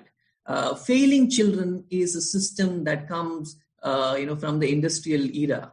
We've moved on. I mean, you can't fail children, particularly the primary school children. You can't fail them. Because if a primary school child is not learning, a child 5 years, 8 years is not learning, the onus is on the adult around, the teacher, everyone else around. It's not the child. So you can't penalize a child by detaining the child because you're hitting at the confidence of that child. That child is not going to do any better because you've not taught the child. And just by failing it, you're expecting you to again teach the same child which you could not teach, right? So there is an absolutely foundational and fundamental problem with detention. So one has to bring back the no detention very clearly. I think Dr. Gayatri alluded to this class 3, 5, and 8 assessments. Again, in the policy, it's very clear. These are assessments to check the health of the system. But then we as a society, we as an education system, do we realize that? Do we understand that grade 3, 5, and 8 are not exams to fail children? It's only to check whether how well you are doing, right? So that, I think, has to be much clearly spoken of. The spirit of those assessments is very different. It's not the way we do assessments. I think there's something one needs to look at. The next point is with regard to teacher education. We have given the policy gives 10-year time span by which time the recruitment would be only from teachers who have done the 4-year integrated program. Now, by 2030, 10 years, I think it's too long. It should have said immediately shut down the D.Ed. D.Ed is absolutely poor quality qualification for someone who is going to mold young individuals. And so it has to be immediately 4-year integrated B.Ed. Those who are there in the system, they could be provided certain certificate courses. And of course, they will have to continue till they retire. But then very immediately, it should have been that, because there are colleges, there are RIEs, Regional Institutes of Education, which offer 4-year programs. There are the 10, 12 colleges in Delhi University, which offer 4-year programs. So one could start recruiting from that. That should be the only place that you recruit teachers from. Finally, the last two, one is I would think that the medical and law professional courses have been left out of this liberal arts multidisciplinary framework that Mrs. Chitra was alluding to. They should have been brought in. There have been, I guess, lobbies and pressure groups which have worked to keep the medical professional degree and the law degree out of this. They need to come in. Doctors need to be studying literature. They need to be understanding and studying social studies. Right, and so should lawyers be. I don't know why they have been left out. In any multidisciplinary environment across the world, everyone studies in the same liberal arts framework. And finally, I think the policy misses out on something very crucial because every stakeholder needs to understand as to what is the basic idea around which all these provisions are based. And I think parental communication or communication to the outside society, that needs to go in as a movement. There has to be a campaign mode for that. And policy should have mentioned that right there. Now it's left to the government whether they're going to do it, because otherwise most people are going to be confused as to what is it that the policy is aiming at. I'll stop here. Thanks, Professor Ganesh. Thank you, Richie. Of course, you overshot time, but you gave some very useful points. Sorry. So no, it's all right. I mean, it happens, Sometimes we get soaked so much that there is a lot of the heart coming out. So it's fine from that perspective, but we'll have to contain now. One comment that I thought I'll share with you at this stage very briefly is, it's time that we looked at educational expenditure from a different perspective and keep calling it educational investments for long-term good of the country. So I think that's a big mindset change we need. We should look at this expenditure as investments, actually, what we are making on ourselves, literally. Okay. So here's the third question. I'm starting with you, Rishi, and be very brief. What should be done to ensure effective implementation of the NEP for the benefit of the schooling system? Please be very brief, Richie. Yeah, so I will make up here, in terms of what extra time that I took for my previous question. Sure. So I think in terms of implementing, one of the key things that will have to be done is to establish a task force. I think a task force will have to be established, an implementation task force at the Ministry of Education, as well as state governments will have to implement the task force. There are a number of things that needs to be done to ensure even the start of implementing the policy. There are many legislative action that is required. Many rules, bylaws have to be changed. So an implementation task force is very, very critical. And I think I'll stop here, because once there is an establishment of an implementation task force, they will be able to take decisions across various ministries and departments that would be required to implement this policy. Thank you. That was I think the combination was fantastic. Thank you, Rishi, for the second and third questions.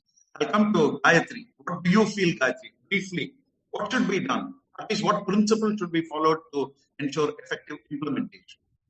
Right. I think one of the most important principles, I would say, is to foster a non-judgmental approach. I'm not sure if you can, again, to move on to the next slide. Yeah, please go to the slide in case you have that. Because you're in the previous, your slide now shows what could be reviewed. So maybe you can see. That's right. Yeah. There's a different slide, maybe. I'm just going to. So even if I don't show the slide, I'm just going to say sure. That's fine. Right? Okay. Yeah, so I would actually think one of the most important things, which is going to be difficult, even though you might have several governmental bodies also regulating it, and you can have a cascade effect where you train the trainer and they go into schools and actually do further training. It is the spirit of the policy that needs to be captured, right? The kind of pedagogical techniques that have been suggested in terms of inquiry-based, discovery-based and all that, the student-teacher ratio, first of all, needs to be looked into. It could be 35:1 in higher grades. It could be 30:1 in primary grades, which is the recommendation now. But in my personal experience, all these kind of techniques work best in the best of schools when you don't exceed 25. Okay, if you really want to push it, going into 28. So that's one point I think we really need to look into.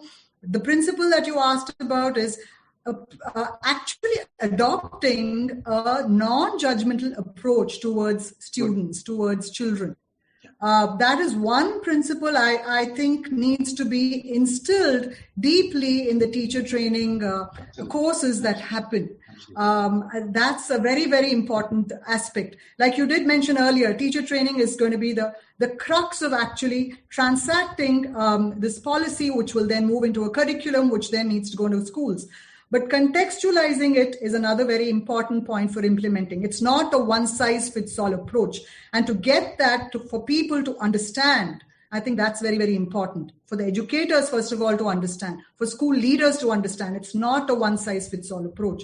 More than the school leaders, I think it's the people who come from the board who need to understand that. And so it's about also connecting the making learning really relevant to what is required. What does the university require? What does industry require? To establish that connect and make that relevant to students as well as teachers to understand. Many times teachers themselves don't know where the child is headed. So that is a genuine concern. So the teacher training needs to be that detailed. It's also, I think, another good point would be to rope in professionals to come in regularly to every school, make that mandatory to come in and teach for a certain period of time. Also make it mandatory for in-service teacher trainees or college trainees from education departments, as well as the regular college undergraduates who pass out of college, to actually put in a year of service in schools. It doesn't have to be schools in rural areas or something like that. Wherever they're comfortable, give them the choice, but 1 year of service, I think that would really help our country moving forward. Like to put across. Yeah. One more point. I think there are some excellent schools that do exist in our country, not necessarily very expensive schools. I think in-service training in these schools, immersion programs in these schools for every teacher education student is a must. Where they're actually learning and experiencing it, because many of our teachers haven't experienced the kind of education this policy is actually envisaging. So it would really help to identify such schools and allow them to give some immersion programs. Thank you. Yeah, those are very useful suggestions and a little offbeat, but very constructive. Now, Chitra, what do you feel should be the principles that we should adopt to ensure effective implementation? I think you close the screen. She may use it. Yeah. Chitra, your mic is also muted. Just check. Yeah. Chitra, your mic.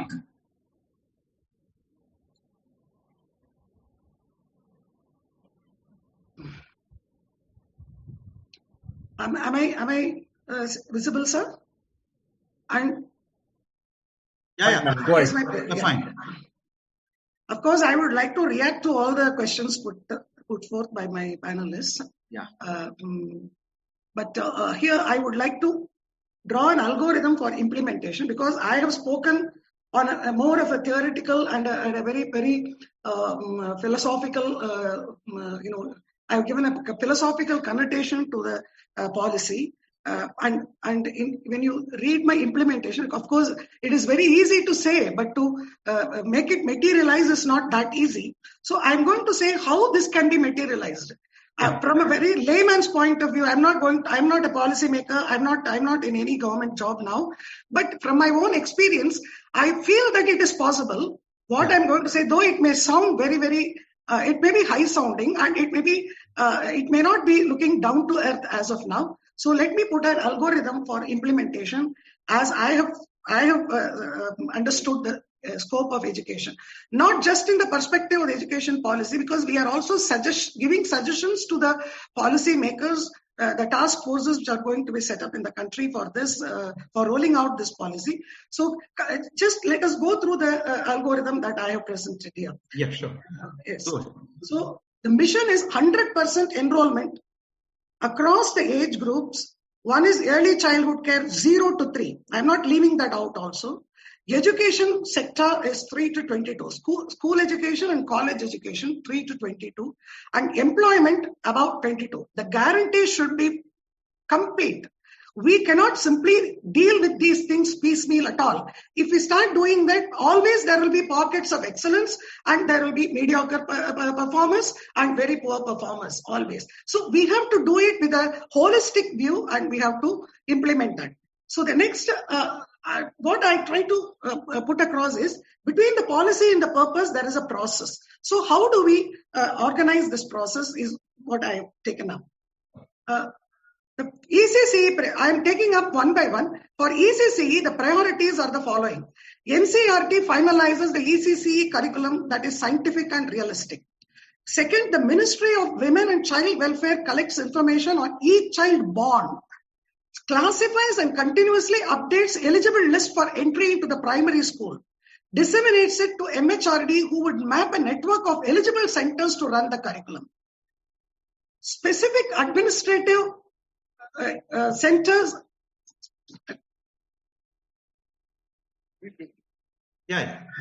Specific administrative cells area-wise take responsibility to reach out to parents to enable choose schools for their children. Upgrade infrastructure with short-term and long-term programs. That is, there are already some Anganwadis. So there is a short-term plan and then a long-term plan. We cannot have all the Anganwadis in place and then start, or all the preschools in place and then start the program. Include primary levels in Navodaya Vidyalayas meant for rural children.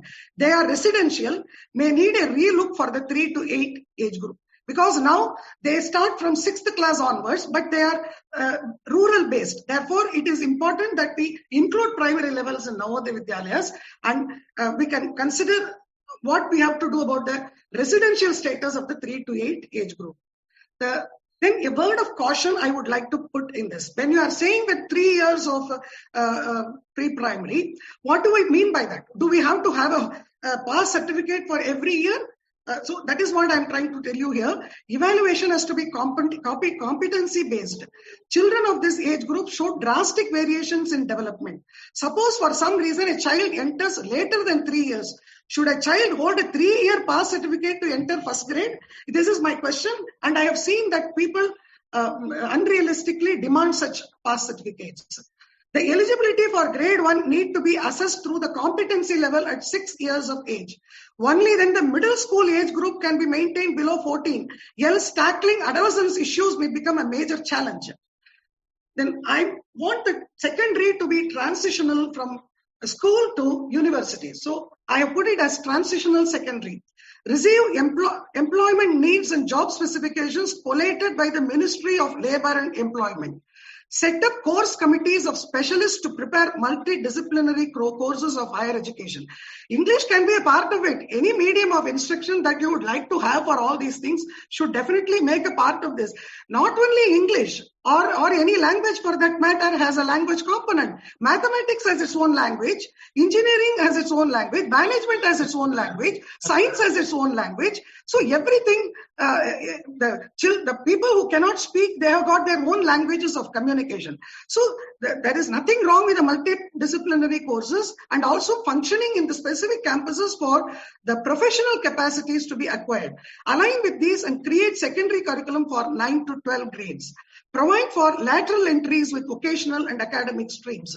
This is very important because there are some children who start on a course, but they have to stop midway because of family circumstances. He may become a yearning member for the family. The father may expire. So in such cases, we must have a provision so that the child can disengage from the course, but then come back to the mainstream any time he wants. So now what should be the pedagogy? See, the pedagogy is a very, very, very huge subject. We cannot discuss it as a part of a policy and then we cannot put it across in the policy things, because the pedagogy is child-centered. And the syllabus also, we make a syllabus with a particular aim. Because a child has to survive in a social environment and also in a physical environment, we select the subjects as such. How the syllabus is made, why do we have science? Because the child will know what the scientific world around him is. Why do we have social sciences? He will know what the society is about and how he has to survive in that society. And languages, art, and other things are mainly for communication. So we have to have a communication component. Of course, the languages should be developed because they have to also evolve. And so we have literature components they can be taken up as a specialization for the children if you want. But we should have, in the school level, we have to consider the syllabus, how it is made, and how we should use each subject in bringing up the child's capacity to learn and then apply. So, and again, another point is, in the centuries to come, the unit of learning is a skill that is to be perfected. Now, we talk about, we are following a totally different educational system foreign to our country. Our country was, the beautiful architecture and so many scientific facts that we have in our country. We do not know how they have been conceived and they have been implemented. Such beautiful things, an iron pillar does not rust over the years. So where did they have this metallurgy capacity? So these things, the skill, how we get the skill, that is a very important unit of learning. I put it as unit of learning. I'm not saying it is not skills that we teach, but it is as a unit of learning we have to consider. For that, we have to practice work-centric, life skill-oriented, value-based pedagogy. This means an integrated approach while providing learning experiences. Now, this is a very, very vast topic. I would not like to go into it. But if you read the focus groups on the NCF 2005 focus group has dealt with the work-centric curriculum, life skill-oriented curriculum, and value-based pedagogy. So these are the things that one can actually peruse and can get more inputs. And we can have other discussions and other rounds of discussions in which we can take these things up in a great detail. Now, we have to keep the medium of instruction flexible because each child is a syllabus at that level. We have to look at the child and then choose the medium of instruction. We cannot say it is a Tamil medium school or an English medium school or a Hindi medium school. You should not speak in Hindi in the English classroom, or you cannot speak in English in a Hindi classroom, or we should speak only in English or only in Hindi. So these are the things that we should avoid. A child, if he can express in any language whatsoever his thought processes, and if we find that he has understood, yes, we can make him learn the English medium or the Hindi medium, whatever, by a process of translation. Therefore, we have to keep the medium of instruction flexible, and that is very important if the language policy is to be uncontroversial in the field of education. If this becomes a controversial subject, then our education system can never go forward. It will always be slipping backwards. Then we have to use continuous and comprehensive evaluation for evolution. At this point, I would like to answer Mrs. Gayatri's questions, where she asked, I also read the part about the Olympiads and then there's small weightage to be given in the IITs and all that. See, I have my brothers who had gone through IIT and REC. They all studied in the normal government schools. They never went for any coaching classes.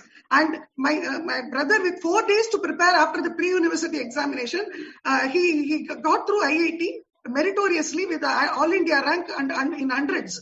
So they all studied and graduated from IIT, but today no child can compete. Here Dr. Verghese point is very well taken.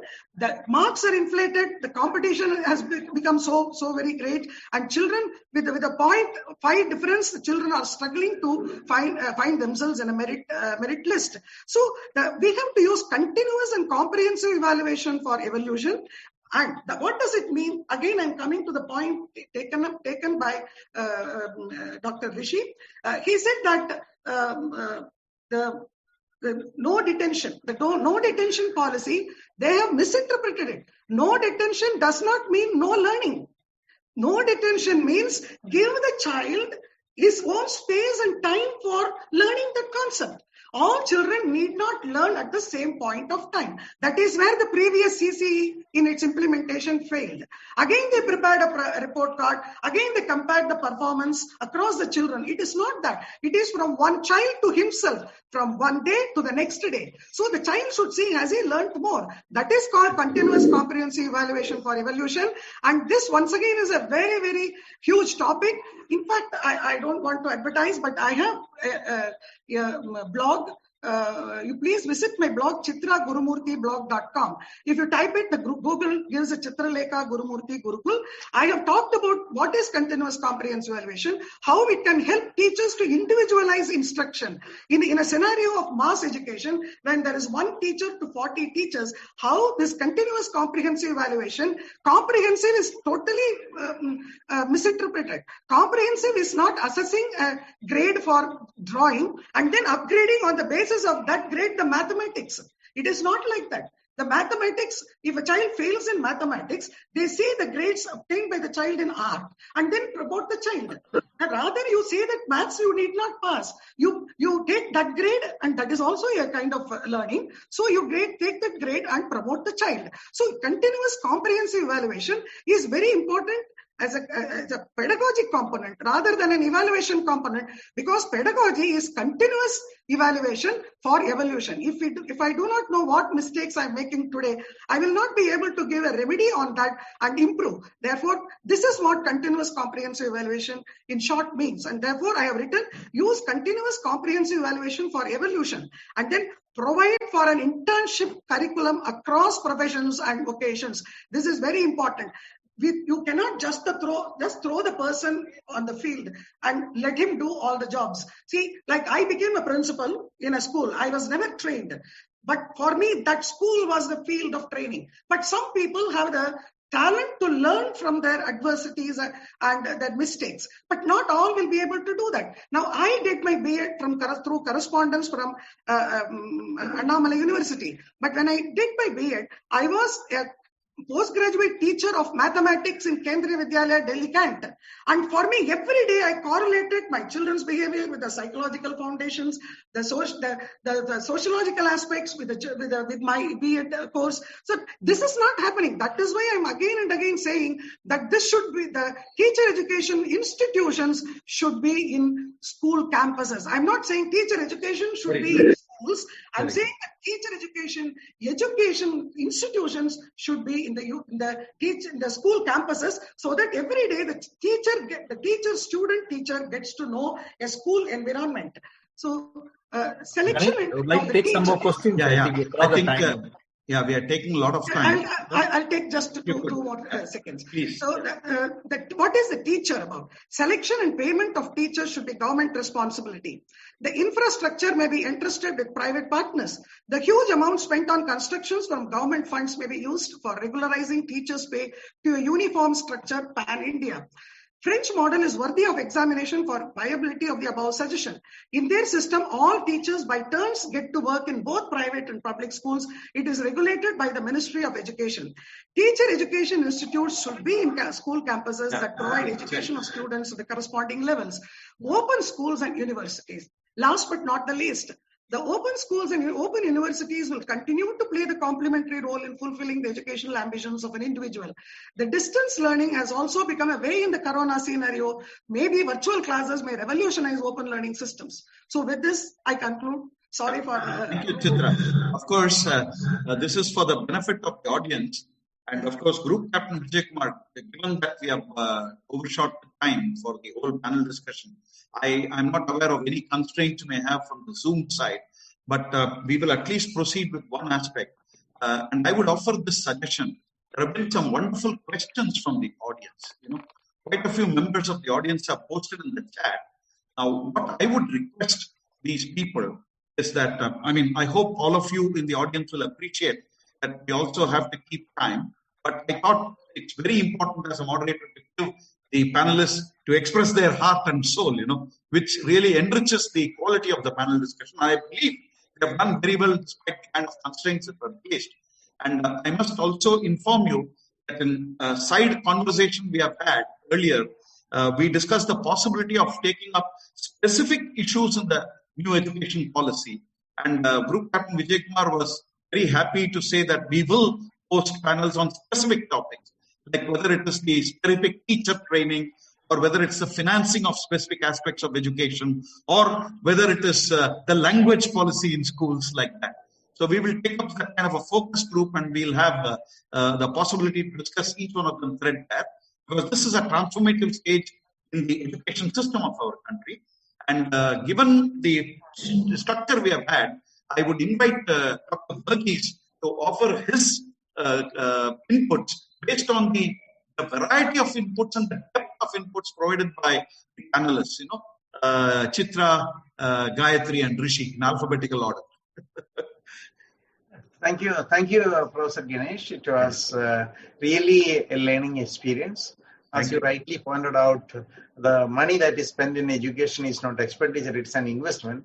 I think the time that I spent with the group is really an investment in learning, and I have gained a lot. Normally what is happening is that once you become a vice chancellor, you are invited for keynote addresses, and you are invited for mostly to give, addresses. And once you have the address, you disappear from the scene. So you do not get a chance to learn things. From that point of view, I consider this to be very important. No, Verghese, I know the depth of your knowledge. That's why I said, please stay on and then offer your critique and your comments. Let me say that the discussions, I can take 5 minutes? Sure, please. The discussions, I think, broadly touches upon 3 types of issues. One is structural issues that one is talking about. Very good.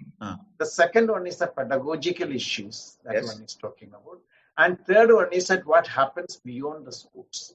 These are the 3 ways in which I was trying to see the discussion that you are taking place. Mm-hmm. Now, when you are looking at the structural issues, it seems that everybody agrees and appreciates the fact that early childhood education is taken into account, taken on board. And I think that's a positive change that I find, because normally in the discussions we used to discuss about school education, and early childhood education was not a major part of such a discussion. But today, what I find is that a major share of the discussions in our group, at least, a major share was on early childhood education. That is very good, a positive change that I find. Similarly, I also find that when you're talking about the pedagogical dimensions, etc., I have only one point to make, that, there's quite a lot of discussions that you have taken place. But what I feel is that the teacher is an important element today. Absolutely. So the challenge, if you look into the policy context, is that how do we move from teaching to a learning organization? Schools, when it was conceived in 1834 by Horace Mann, it was considered as a teaching organization. Like what we say, that although Britishers left India, we did not leave the habits that they left here. So what happens is that although we talk about a lot of revolutions that are taking place, many of the revolutions and changes in educational reforms never entered the classroom. Some of them did not even enter the school compound walls, and did not enter the schools, and certainly most of them did not enter the classrooms. I think the challenge here is that if you are in a position to bring these changes and revolutions, etc., to the classroom, and how this can be done. So I think the teacher training, if I can be slightly off the cuff remark, the teacher training should not be how to teach the students, how to make the students learn. Absolutely. And this is very different from teaching. So when we move from a teaching organization to learning organization, it is very important that the principal components of that organization and arrangement should not focus on teaching, should focus on learning. And this is something that we find in many schools. There is a notion called entrepreneurial learners, and that is more applicable to higher education. We are used only to entrepreneurial universities. Now what happens is that students will learn only what they want. And that opportunity, that freedom should be given. That is where I feel that we are really talking about flexibility in approach and comparability in achievement. And that should be the slogan around which we should try to organize school and classrooms. Flexibility in approach, as I mentioned, we should not see classrooms as a homogeneous unit because there are people from different groups, and the diversity should be seen not as a liability, but as an asset to promote a democratic society, a democratic culture, and a democracy within the country. So education system is also should be seen as an extension of the democratic processes, etc. So that is something that is very important. I would like to make one comment which Rishi made, which I liked very much, about the strengthening of the public education system. Very nice. I think I have only one dilemma. When you look at this policy is cast in the midst of a market-centered reforms and policies and processes. And it is addressing the people who are middle-class people who prefer market and they are against the state support. Although they became middle class because of the state, but once they became middle class, they are against the state. This is something that we find not only here but also in the whole world. So I find that strengthening public education system, I don't think that the way that we are talking about is very, very serious enough. I think there are two changes that I would like to comment on that. Firstly, state as a funding agency. I think this report or this policy clearly says that the state as a funding agency has a minimized role or a declining role. State may be more seen as an agency which provides a framework to facilitate private and public institutions function. Because, both in the school system and in the higher education system, today the majority of the institutions are in the public system. So I feel that state, the way that we look at state, the way that the state role is to be seen, there is a need for redefinition. And I think that is important. The last point I'll say is that one has to make a distinction between a policy document and a legal statement. Policy is not a legal statement. And therefore, many things that are mentioned in the policy will not be implemented. I'm not saying trying to be pessimistic or skeptical. If you see 1968 policy and J.P. Nayak wrote a policy and after, and he identified which are the suggestions or recommendations of the policy which were taken for implementation. That depends upon, it is not a financial issue. It is more of a political commitment. Which are the issues that will be taken up for implementation? Which are the issues for public consumption but may not be taken up for implementation? So one has to make a policy. One has to see this policy. And policies are political documents. There are two elements to policy. One is a technical element where we all discussing today, the panelists may be involved. But there is a major political agenda and there is a major political process involved in it. So it's a political document and also a technical document. So it has to be seen from that point of view. And the last point I would say is that many of the contents, any of the proposals in the policy requires legislation. You cannot abolish UGC tomorrow. You have to have a legislative measures that have to be provided. You cannot bring the foreign institutions to India. You need to have a legislative measures for that. So the policy, in a sense, this is a small document, but we need to have a larger and larger and larger and evolving documents on specific issues whereby this policy can be put into practice. That's the way that the policy will be unraveling itself in its fullest extent. So I'm not unhappy. Even some of the proposals in the policy are not implemented. And we should not expect that all the proposals will be implemented. That will be too much of an expectation. Okay. But when we pick and choose the policies, it should be those things which are to be picked and chosen, which will have more rather wider social and positive implications. That's why I started by saying that education is a good thing, more people educated is the better thing that to happen. And one of the reasons this policy, when I said that proposes or supports this approach, is that this is one policy which is very, very silent on unemployment of the educated.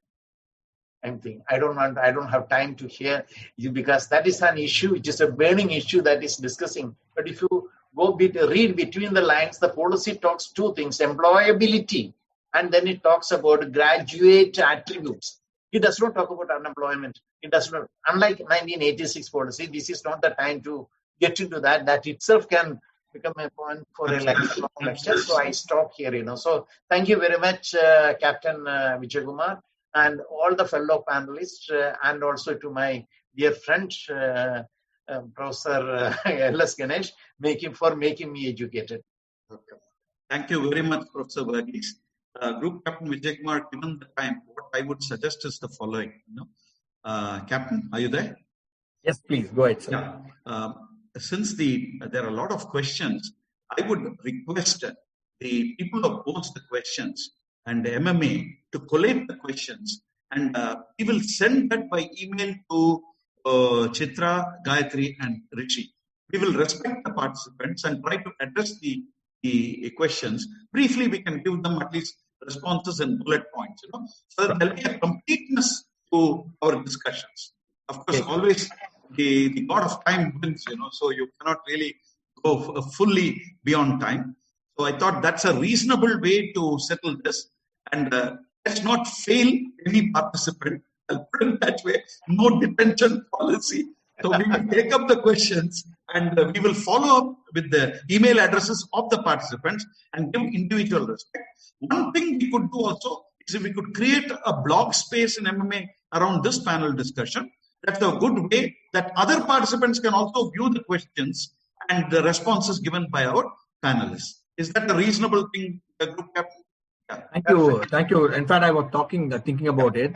We'll get the answers. We have a video recording of this will be available on our website. Yes. We'll add on to that Q&A and So we'll have a process by which the Q&A can continue. That is it. So I will close this panel discussion with the same questions. Do you want India to be a prosperous country? Do you want India to be a progressive country? Do you want India to be a peaceful country? We have to be a powerful country. And here is a note of caution, but in a positive sense. We cannot afford to be a country with brilliant individuals dominated by collective mediocrity. That paradox is something that we should not fall into. It's a big paradox, individual brilliance and collective mediocrity. We should not fall into that paradox. And I would agree with the panelists who brought out in many different ways. I would say the teacher's role is pivotal, absolutely pivotal in this transformation. And I would reflect one of the comments made by a participant. I forget the name. I think even Gayatri made the point explicitly, unless we ensure that the guru, the teacher, is the most respected person in society, or among the most respected people in our society, that transformation could be a daydream. So I think we have to really work on the teacher and enable teachers to be the learning force multipliers, and the shift from teaching to learning can happen brilliantly if teachers are transformed. Okay. So thank you very much, everybody. Thank you, MMA. Thank you, Professor Verghese. Thank you, Chitra. Thank you, Gayatri. Thank you, Rishi. And thank you, all the members. I believe I had a wonderful evening. And when Verghese says he has a wonderful evening, I'll just say, yes, sir, because he's too good a thinker in our country. And namaste, Verghese. Namaste to everybody. Thank you, Dr. Ganesh. Fascinating evening. As you suggested, I will share the complete chat data in toto so that they know the comments and everything they will know. Yes. They can respond to that. Thank you so much. We have over 1,700 viewers watching this program. That shows the interest in the topic, and so many questions that come to us from YouTube and Facebook. We'll try and address them, respond to them. But in general, if you see all the questions as relevant to what the panelists really discussed and answered, many of them, except for one or two. So it will be not that the panelists, the people who raised the question, not really going, because many of the things have been addressed. Now, as a token of our appreciation to all the panelists, we would like to present on your behalf 300 face masks. Go and give it at different NGOs And this is what is really needed today. We do that so that the credit and also the good wishes goes to each of the panelists who have spared your valuable time. And thanks once again, all the distinguished panelists, especially our chief guest, Dr. Varghese, for sparing his valuable time and staying till the end, sir. What really made this program very unique is that chief guest stayed till the end, listened to most of the issues and answered some of the issues which are raised by the panelists. Thanks indeed, grateful, and your inaugurating and your sharing of thoughts really added tremendous value to the event. And distinguished panelists, people joining from different part of India and with different ideas, and Professor Rishikesh, Associate Professor from Majim Premji University, Chitra Gurumurthy, expert in the from CBSE and Kendriya Vidya Sanketan, Gayatri, Dr. Gayatri Deepak is again a specialist in private school, and last but not the least, ably moderated by our own Professor Ganesh. At the end of the day, success of the entire event depends how best you can bring the best out of the panelists. I know how my professor really worked so hard to do that, and you are the best teacher. You can bring the best of the teacher's teacher, actually. So you can borrow everything that added tremendous value for this evening, sir. Thank you so much. I thank all the viewers watching this program live, and also people who have watched stay till the end. Most of them in our IBC live as well as Zoom. Thanks so much. Stay safe. And this is a time we have crossed the limit. Normally MMA doesn't do, but difficult situations require tough decisions. We took a decision, yes, to go beyond, because this is a situation which need to be addressed to all the concerns. That's the reason we went beyond the time limit what is laid down for us. Thanks so much. Stay safe, stay healthy, get back home safe. Till we meet again. Bye-bye. Good night. Thank you, Dr. Varghese, and to other distinguished panelists. Bye-bye. Thank you. Good night. Bye. Namaste. Bye, Ganesh. Bye, Namaste. Ganesh. Namaste. Namaste. Bye. Yes. Thank you, Ajit Prasad Jain. Lovely having you with us.